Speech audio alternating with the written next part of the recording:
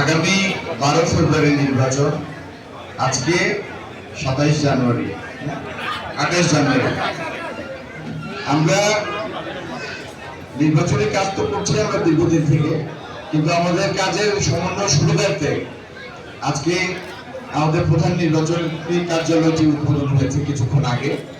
আমরা এই উপলক্ষে একটা দোয়া করব যাতে আল্লাহ তৌফিক দেন, আল্লাহর অনুগ্রহে, আল্লাহর মেহেরবানিতে আমরা যেন কাঙ্ক্ষিত কামিয়াবি অর্জন করতে পারি, সেই জন্য আল্লাহর দরবারে আমরা অনুগ্রহ ভিক্ষা করব।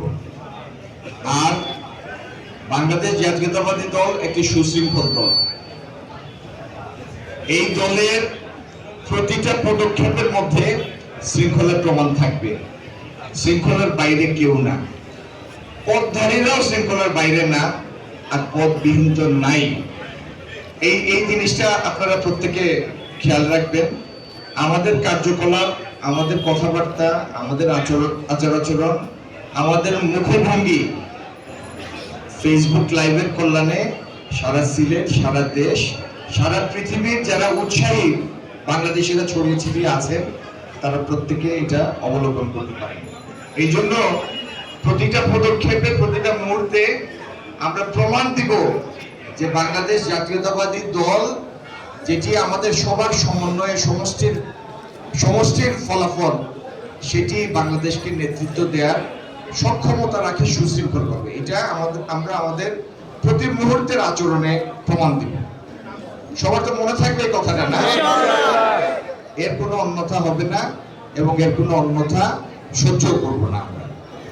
আর আমরা আল্লাহর অনুগ্রহে যতগুলি গণসংযোগ করেছি, যতগুলি সভা করেছি, এই সিলেটের মানুষের অভূতপূর্ব সাড়া আমরা পেয়েছি। আমার ডানে বামে আমার রাজনৈতিক সহকর্মীরা সবাই আছেন, প্রতিদিনই আমরা গণসংযোগ করি এবং আমাদের উপরে মানুষের যে প্রত্যাশা, এটা ব্যক্তি আব্দুল মুক্তাদিরের জন্য না।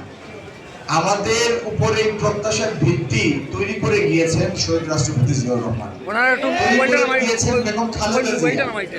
তৈরি করেছেন তারেক রহমান সাহেব। বিগত 1.5 বছর যাবৎ তার একটির পর একটি বাংলাদেশকে একটি ভিন্ন উচ্চতায় রূপান্তরের যে পরিকল্পনাগুলি তিনি হাজির করেছেন, সেই পরিকল্পনাতে উৎসাহিত হয়ে মানুষ তার প্রত্যাশার ডালি সাজিয়েছে এই দলের উপর, বাংলাদেশ জাতীয়তাবাদী দলের উপর। সেই জন্যই আমরা এত অভূতপূর্ব সাড়া পাই যেখানে আমরা যাই। আমাদের কাজ হচ্ছে মানুষের সেই প্রত্যাশাকে প্রকৃত মর্যাদা দেয়া, আর মানুষের সেই প্রত্যাশার সত্যিকার রূপায়ণ, যেন বাংলাদেশকে আমরা আবার একটা সত্যিকার বাসযোগ্য দেশে পরিণত করতে পারি।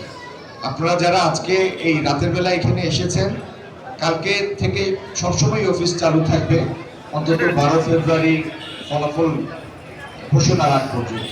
ধন্যবাদ সবাইকে। আসসালামু আলাইকুম।